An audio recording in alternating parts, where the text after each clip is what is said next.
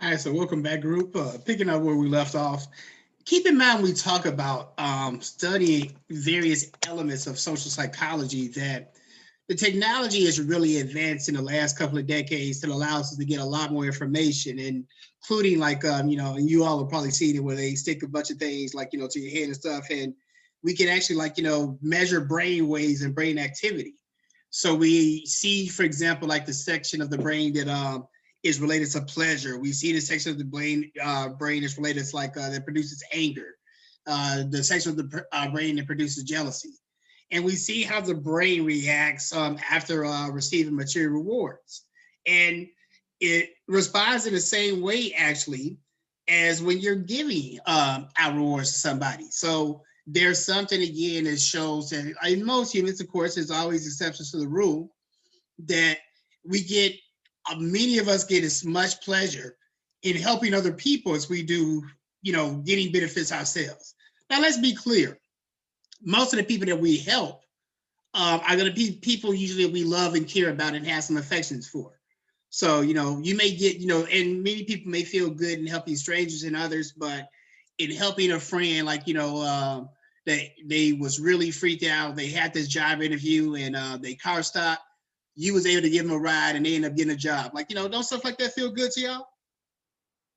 All right. So, something like that, it still does the same thing in the brain. The negative state relief model kind of works off of this, where um, oftentimes when people are feeling bad and in a negative state themselves, a way to relieve this has historically been shown to help other people. Um, like we unfortunately we saw this. We talked about Trayvon Martin. One of the things that a lot of these Black mothers who have lost their children have really been instrumental in doing is really speaking out and becoming activists and helping other mothers grieve through these processes, because it probably feels good for them. Again, I'm not a parent, but I have seen again, parents that have lost children. My own parents lost their child, and my oldest sister dying well before her time. So I just can't even imagine that there would be anything more difficult in the world than that. And then especially to have your child die in such a horrible way that they didn't deserve it all. Obviously, that's going to bring about a great deal of depression.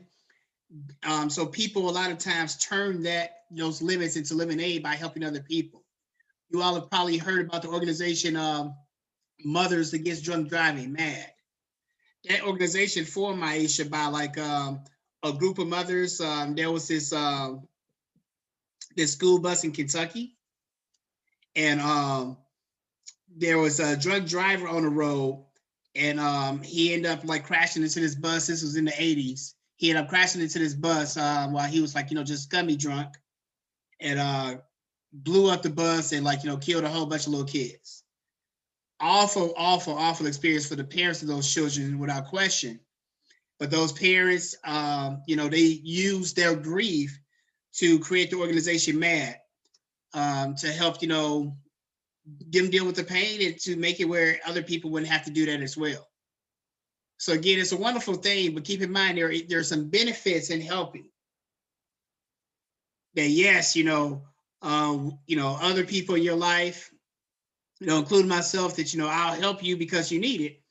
But also, yeah, it makes me feel damn good as well. But as we see, helping can have a cost.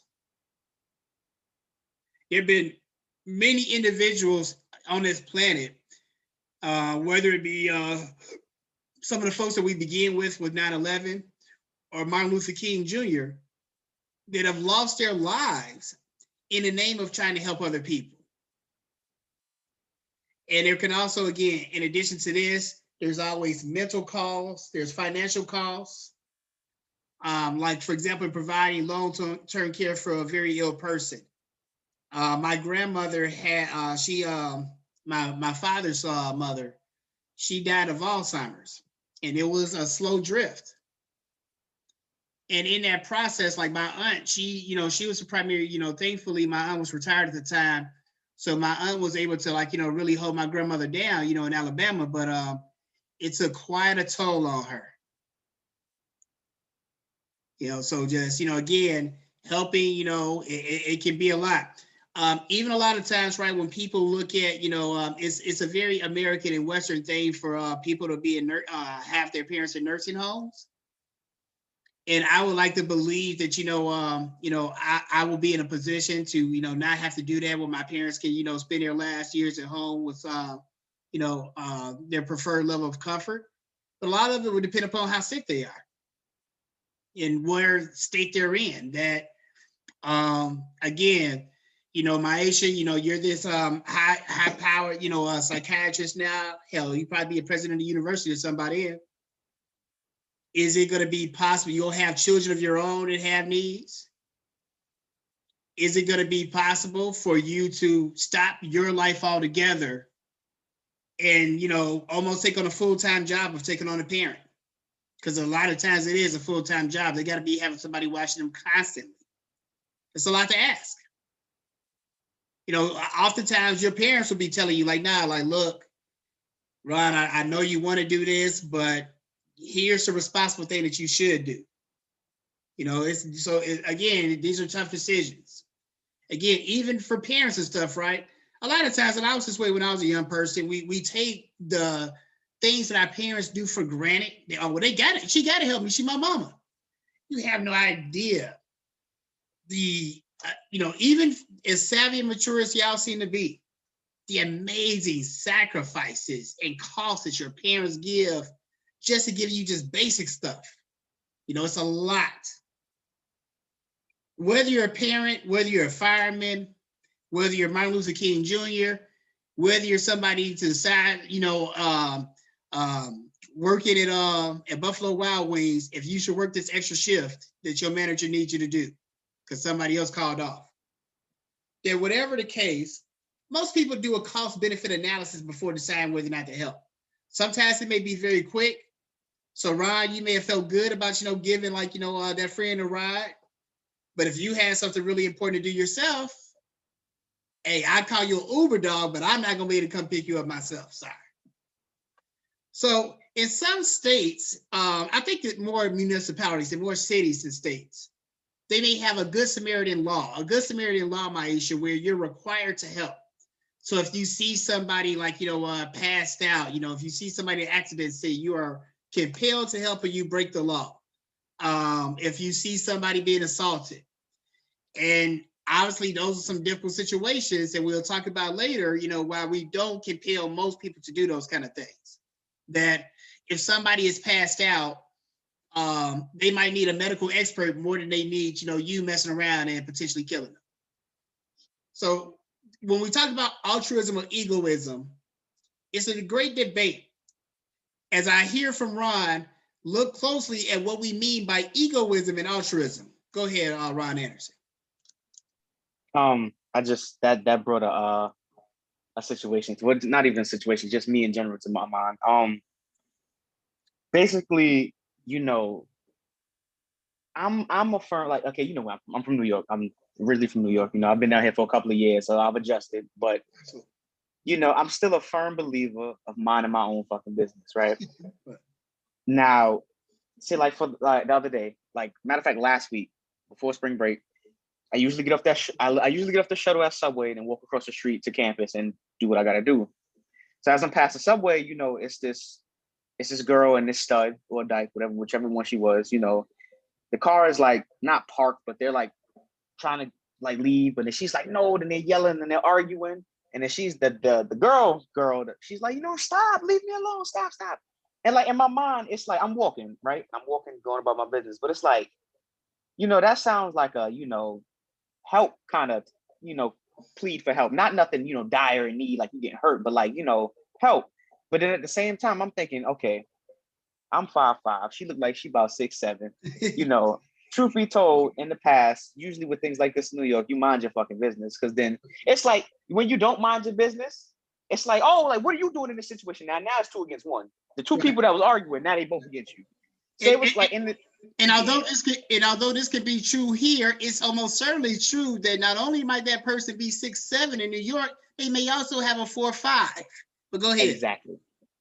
And so again, I proceeded my day. I mind my business, cross the street, went about my day. But like later on, like it just came across my mind again, like, damn, you know, I hope nothing like that happened, you know, because then again, you know, I was a bystander, but I do fit in that category of bystanders that really don't act unless they see other people act upon, you know, like it's like it's not my responsibility to act, especially with two people I don't know what's got going on, you know. This can be a regular relationship argument, Absolutely. or this can be, you know, something that's not. But you know, Right. I'm not trying to get involved, and then it turns out I'm wrong, and it's like, yo, who is this nigga? Like, Right. you see, yeah, Right.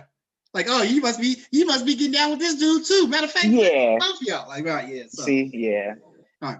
And yeah, I mean, whether it be an example that dramatic or something like, you know, on a smaller scale, like, I mean, there's always cost to helping other people. And sometimes, I mean, even to that point, Ron, there could be cost to the person that you're helping. That, again, we're like, look, I know you may want to, like, you know, help, like, you know, this person or that person cheat on an exam, but you also may want to look at, hey, it might cost you something more in the long run by not, like, you know, you really need to learn how to do this yourself. It ain't as hard as you may think it is. So again, where, like, you know, with parents with children, I like my own parents with the independence, where it's like, okay, look, we don't want to help you so much that you become coddled and you expect people to solve all your problems. But we also don't want it where you can't turn to people, you know, when you need help. So deciding when to help and when to ask for help, it is a very, like everything else in life, it is a very delicate balance. When we talk about egoistic help, though, it's motivated by a desire to improve your own welfare. So again, this is where you're looking, I'll help you, but what I'm going to get out of this? Altruistic is just motivated by a desire to improve another's welfare. That doesn't mean that you don't still get something from it, Latavia, but that ain't your main goal. So again, like I said, you know, I definitely, like, you know, I love the psychological aspect of being able to help, you know, y'all, help my loved ones, help my family. Like, it feels good, you know, but that good feeling is not my only motivation. Like, I generally do want to help, you know, people that, you know, I care about. But some will say that all helping is egoistic on some level, and nobody does anything strictly just for generosity. We'll explore what your thoughts on this theory in a moment. The empathy, so that when we talk about Bassett's model of the empathy altruism hypothesis, again, empathy involves putting yourself in the shoes of another.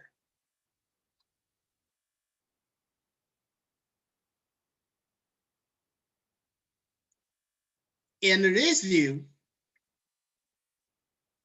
you have an empathetic concern. So, like, man, what if I was homeless? What if I was this? But according to true altruism, you don't even make those calculations. It's just this person needed help, so I helped them. There are, again, very few people that are like that. And that doesn't make them bad people. Like, again, it takes tough because it becomes tough to be like that. And again, we don't live in a perfect world that, again, that helping can sometimes cause problems.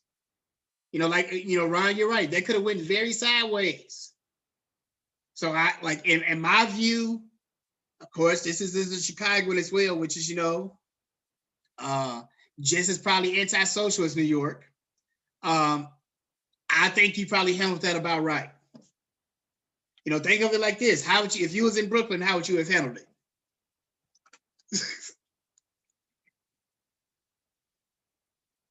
So on the last slide, just to make sure, it said true altruism is not thinking about how you would feel in a certain situation, right? Correct.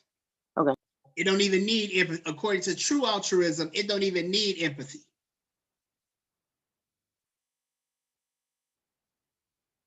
This person needs help. You ain't got to tell me the reason, so long as you need help.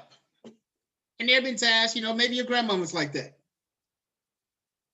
My baby need help. That's all I need to know.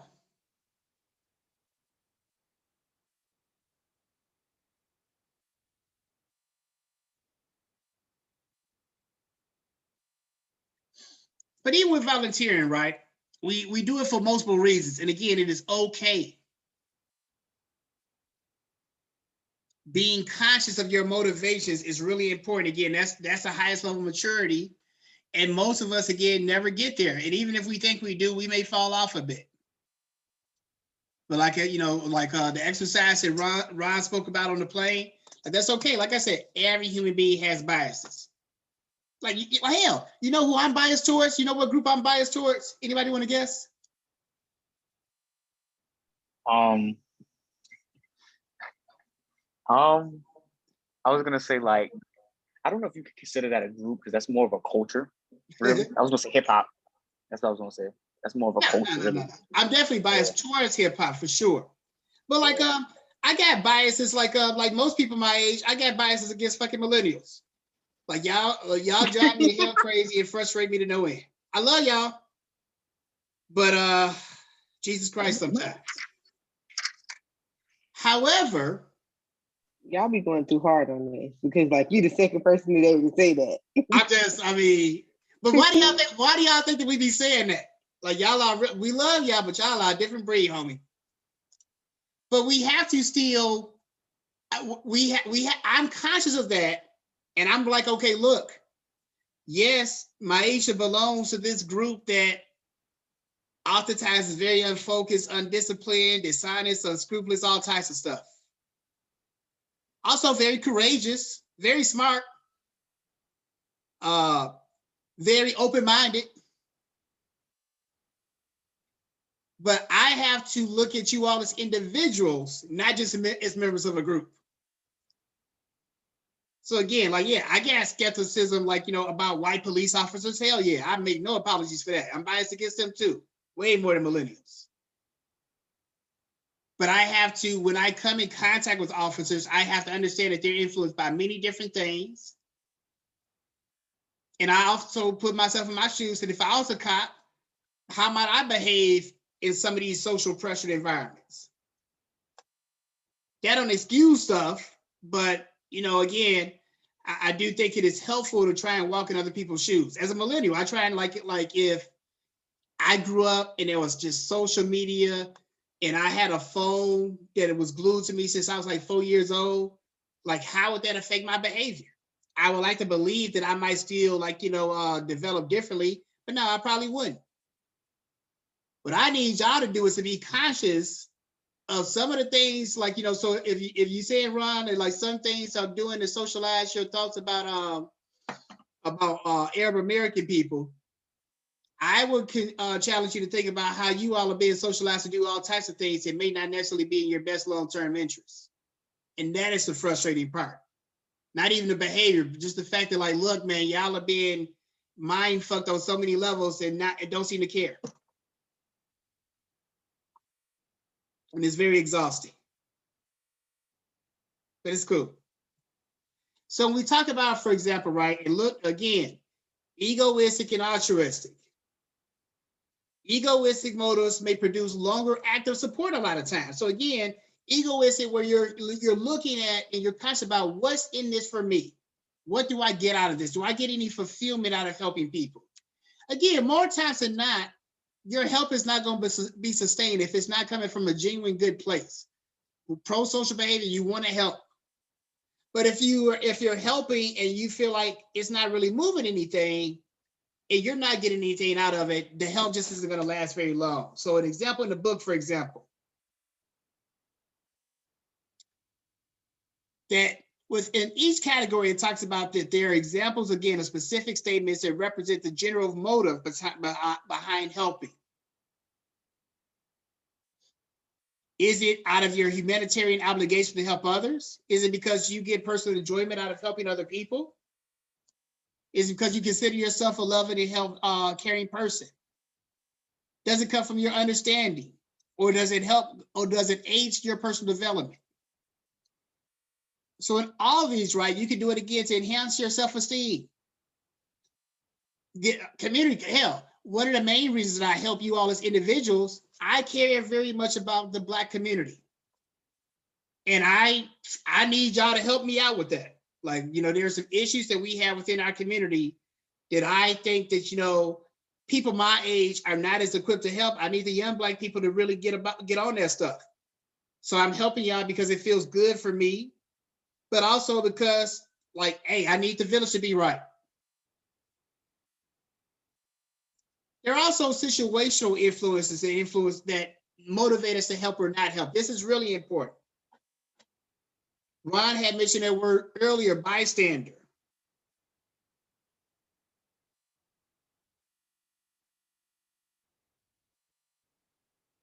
Then again, and you all know what this is, you're a bystander of some event, somebody may need help in your presence. But the bystander effect, and this is something that will be in italics, this is definitely a testable term that you want to familiarize yourself with. The bystander effect speaks to how when other people are around, Latavia, you're less likely to help other people. So the more people around, the less likely you are to help. A classic example of this, and we mentioned this in other classes, I'm sure, I talked about it in urban sociology just this semester, was Kitty Genovese and Ron's Safe and Secure New York City. This is in the 1960s. And this is in Queens, Ron. But she was beaten and raped. It was late at night, but like, so she's screaming out, help, help. Well, none of my neighbors heard that, and don't nobody be coming over here. But it's yelling out, help, help. 2, 3 in the morning, several people went and looked out their window, saw it, went back to doing what they was doing. Now, what originally, when this first happened, the way that many people characterized it, Maisha, was like, oh, see them old heartless, careless New Yorkers. That's why people shouldn't be living up there in a city like that. People don't care about each other. You can just do anything, man, and everybody's just numb to it. Oh, somebody getting raped. But it wasn't really like that. What it was is what you said, Ron. It's a culture where people are used to minding their own business. And you may have heard the saying, there's an app for that. There's a job for that. It's somebody else's job to help people when they're being murdered and raped. Where's them cats at? And in that case, all these people that looked out the window, they assumed that somebody else called the police. None of them, and again, it probably would not have been a good idea for anybody to run out and say, hey, stop that right now. Like, no, wasn't nobody in 1960 New York finna do all that. And that's probably not the best idea. But they assumed that one of their other neighbors called the police, but nobody did. This went on for like an hour and a half. So with this in mind, right, keep this in mind. We talk about the bystander effect. There's always, we talked about there's a cost benefit analysis, if you will. And I'm sorry if this is not fully as clear. Where do you think this can be found, young people? In the textbook. And I'll give a more detailed breakdown in a moment. Don't worry about it. But definitely, please, please, please, please start doing the read for this class. For one, it's really interesting stuff. For two, the book is designed and set up in a way where it gives you diagrams and stuff like, and illustrations like this, where it really kind of hammers home the points and makes them a lot more clear if there's any lack of clarity. Third, it'll actually help you do better on the quizzes and exams. And I got you 1 second, right? And what this just speaks to, right, is that before any of us decide that, and this, keep in mind, right, we're talking about situational influences of help, that we go through 5 steps in our mind in determining whether or not we should help. Let me hear from Ron, and then I'll go through these in a moment. We could do my question after. You brought up that we was gonna give our opinion on is all altruism either have some form of egotism in it. I was just gonna answer that. You go ahead and speak to that. Okay. Well, to make it short, yes, I agree with that. And basically, that's what me saying that I'm saying that regardless of if I'm helping for my benefit or whether it seems like it's not for my benefit, it's always, a thought in my mind, what can I benefit from this? I'm gonna challenge my fellow classmates and you also to think like this, I judge it based on I got an acronym TEM, time, effort, energy, or money, right? Mm-hmm. If it includes one of those 3 things, then I consider, okay, if I'm dedicating my time to help you, what am I gaining from this? right? If I help you with some work, right? Are we going to establish a connection to where I can rely on you, or am I just giving you free time? Excellent. Same thing with energy and effort. You know, am I giving you free energy and effort, or are we like in a relationship one? If I'm giving you effort, are you giving that back to me? Are we gonna have an effort type thing, or am I just giving you shit for free? Same thing with money. Like my man's, he needed like $30. $30 is a lot when you think about it, but it's like I got you because I know for a fact if I give you 30, he'll send it back. He'll send back 45, and I'd be like, no, I only need 30 now. I got you 45. Right. Something like that. Right. That's how I kind of categorize that. So the answer to that question is yes. Right. All altruism includes egoism. I think that's I think that's a great breakdown, a good formula, and a good acronym, quite frankly. And I think, like, and the point that you made, how like it doesn't even have to be something like so tangible in terms of like, okay, look, you got to hit, but like it can just be like, hey, building the connection with the person, that somebody that okay, we deal with and we click just on a genuine level. I'm more willing to help because like those kind of connections, especially as you get older, those kind of connections can be harder to find. So what I get out of it might just be your friendship, dog. I don't need nothing else but that. But it can't just be, okay, you only need me when you need my help. That's not a fair trade-off. So great points. All right, so first, very quickly, and we'll begin with some of this on Thursday. The first is you got to actually notice that something is happening. So using your example, Ron, a lot of people might go through, especially in a place like New York, where it may be so much going on, and you don't even know that somebody is in distress or may need help. You may just like literally be in your own world. Driving down the road and you're not like, paying attention to like, distress motives on the side. So first, you actually have to notice that something is happening. Second, again, so Ron, you interpret, is this an emergency? Is this something where if I don't intervene right now, this girl might get killed or something like, or badly assaulted? Or is this something where I got time to maybe call the police or something like that, or somebody else may come about? 3, taking responsibility. Is this my responsibility to help? Are there other people around that can help? Are there other people that might be more gifted? Yada, yada. So like, y'all probably are way too young to watch Seinfeld, but like, the long and short of it, like, this dude, George, he was pretending, he was trying to get this girl. So he pretended that he was a marine biologist. So that sounded like a career that would impress her. They was walking along the beach, and oddly enough, like this whale, like, was in distress. So it's like, who's responsible? Like, so you could just ask like, regular people, like, oh my God, this whale is like, beaching, like, he can't breathe. What are we gonna do? Asking me to help would not help do anything because I don't know anything about how to save a whale. But it's like, oh my God, we got a marine biologist right here. It's his responsibility to help. So those kind of things. So like if something happens on the airplane, they may ask, hey, is there a doctor? Is there a doctor here? We don't just want help from anybody. We want help from a particular type of expert. So keep this in mind as well.